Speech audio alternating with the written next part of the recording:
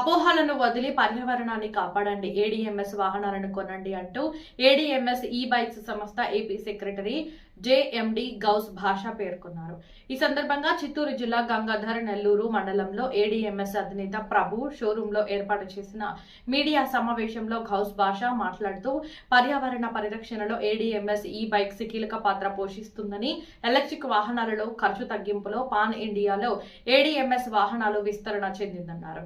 Petrol, diesel ధరలు పెరుగుతున్న సమయంలో ఎలక్ట్రికల్ వాహనాలు వినియోగించడం ద్వారా ప్రజలు గణనీయంగా డబ్బులు ఆదా చేసుకోవచ్చని అన్నారు. అనంతరం ఏడీఎంఎస్ గంగాధర్ నెల్లూరు అధినేత ప్రభు మరియు భారత షోరూమ్ డీలర్ ఎంఎన్ రెడ్డి మాట్లాడుతూ ఏడీఎంఎస్ సంస్థ 2020లో స్థాపించడం జరిగిందన్నారు. ఇప్పటి వరకు దేశవ్యాప్తంగా 4.90 లక్షల మంది కస్టమర్లు కొనుగోలు చేశారని తెలిపారు. ఏడీఎంఎస్ వాహనాలు 23 రకాల రిజిస్టర్ మోడల్స్ మార్కెట్లో అందుబాటులో ఉన్నాయన్నారు. డ్వాక్రా సంఘాలకు 15,000 ఈ వాహనాలు ఏపీ ప్రభుత్వం డ్వాక్రా సంఘాలకు అందించేందుకు అనుమతించినట్లు పేర్కొన్నారు. అంతేకాకుండా భవిష్యత్తులో ఎలక్ట్రికల్ ట్రాక్టర్లు, ఏడీఎంఎస్ కార్లు కూడా తయారు చేయనున్నట్లు వెల్లడించారు. మార్కెట్లో కొంతమంది కావాలని అసత్య ప్రచారాలు చేస్తున్నారని, అలాంటి వాటిని డీలర్లు ఎదుర్కోవడానికి సిద్ధంగా ఉన్నామన్నారు.